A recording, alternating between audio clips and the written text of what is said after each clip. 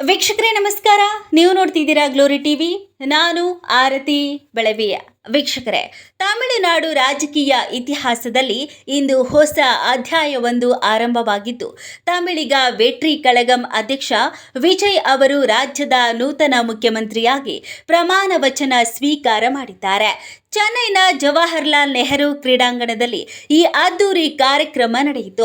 1967ರ ನಂತರ ದ್ರಾವಿಡ ಪಕ್ಷಗಳಾದ ಡಿಎಂಕೆ ಮತ್ತು ಎಐಎಡಿಎಂಕೆ ಹೊರತಾದ ಪಕ್ಷವೊಂದರ ನಾಯಕ ತಮಿಳುನಾಡಿನ ಆಡಳಿತ ಚುಕ್ಕಾಣಿಯನ್ನ ಹಿಡಿಯುತ್ತಿರುವುದು ಇದೇ ಮೊದಲು.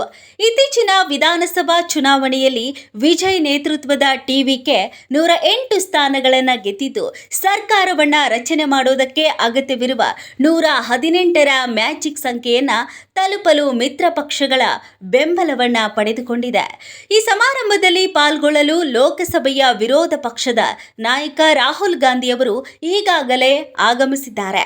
ನಟಿ ತ್ರಿಷಾ ಕೃಷ್ಣನ್ ಸೇರಿದಂತೆ ಚಿತ್ರರಂಗದ ಹಲವು ಗಣ್ಯರು ಭಾಗವಹಿಸುತ್ತಿದ್ದು, ಇದು ತಮಿಳುನಾಡಿನ ಪಾಲಿಗೆ ದೊಡ್ಡ ದಿನ ಎಂದು ತ್ರಿಷಾ ಸಂತಸವನ್ನ ವ್ಯಕ್ತಪಡಿಸಿದ್ದಾರೆ. ವಿಜಯ್ ಅವರ ತಂದೆ ಹಾಗೂ ಖ್ಯಾತ ನಿರ್ದೇಶಕ ಎಸ್.ಎ. ಚಂದ್ರಶೇಖರ್ ಅವರು ತಮ್ಮ ಮಗ ಮುಖ್ಯಮಂತ್ರಿಯಾಗಿ ಪ್ರಮಾಣ ವಚನ ಸ್ವೀಕರಿಸುವ ಕ್ಷಣವನ್ನ ಕಣ್ತುಂಬಿಕೊಂಡಿದ್ದಾರೆ. ತಾಯಂದಿರ ದಿನದಂದೇ ಮಗ ಮುಖ್ಯಮಂತ್ರಿಯಾಗುತ್ತಿರುವುದು ತಮಗೆ ಅಪಾರ ಸಂತಸವನ್ನ ತಂದಿದೆ ಎಂದು ವಿಜಯ್ ಅವರ ತಾಯಿ ತಿಳಿಸಿದ್ದಾರೆ. ದಳಪತಿ ಎಂದೇ ಅಭಿಮಾನಿಗಳಿಂದ ಕರೆಯಲ್ಪಡುವ ವಿಜಯ್ ಅವರ ಜನಪ್ರಿಯತೆಯನ್ನ ಮಾಜಿ ಸಿಎಂ ಎಂಜಿ ರಾಮಚಂದ್ರನ್ ಅವರಿಗೆ ಹೋಲಿಸಲಾಗುತ್ತಿದೆ.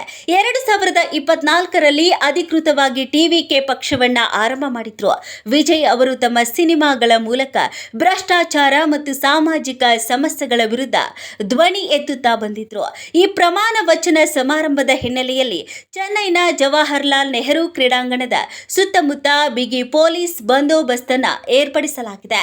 ನೂತನವಾಗಿ ಆಯ್ಕೆಯಾಗಿರುವ ತಮಿಳುನಾಡಿನ ಮುಖ್ಯಮಂತ್ರಿ ಸಿ ಜೋಸೆಫ್ ವಿಜಯ್ ಅವರು ತಮ್ಮ ಸಚಿವ ಸಂಪುಟಕ್ಕೆ ಒಟ್ಟು 9 ಜನರನ್ನ ನೇಮಕ ಮಾಡಲು ಶಿಫಾರಸನ್ನ ಮಾಡಿದ್ದಾರೆ.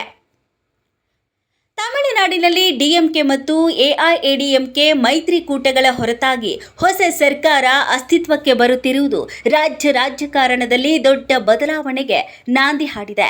ಮೈತ್ರಿ ಪಕ್ಷಗಳ ಬೆಂಬಲದೊಂದಿಗೆ ವಿಜಯ್ ಅವರು ಇಂದು ಅಧಿಕಾರವನ್ನ ಸ್ವೀಕಾರ ಮಾಡಿದ್ದು, ಈ ತಂಡವು ಅವರ ಆಡಳಿತದಲ್ಲಿ ಪ್ರಮುಖವಾದಂತಹ ಪಾತ್ರವನ್ನ ವಹಿಸಲಿದೆ. ಹಲವಾರು ಸವಾಲುಗಳ ಮಧ್ಯ ವಿಜಯ್ ಅವರು ಪ್ರಮಾಣ ವಚನವನ್ನ ಸ್ವೀಕರಿಸಿಬಿಟ್ಟಿದ್ದಾರೆ. ಮತ್ತಷ್ಟು ಸುದ್ದಿಗಳಿಗಾಗಿ ನೋಡ್ತಾ ಇರಿ ಗ್ಲೋರಿ ಟಿವಿ. ಲೈಕ್ ಮಾಡಿ, ಶೇರ್ ಮಾಡಿ, ಸಬ್ಸ್ಕ್ರೈಬ್ ಮಾಡಿ. ಇದು ನಿಮ್ಮ ಶಕ್ತಿ.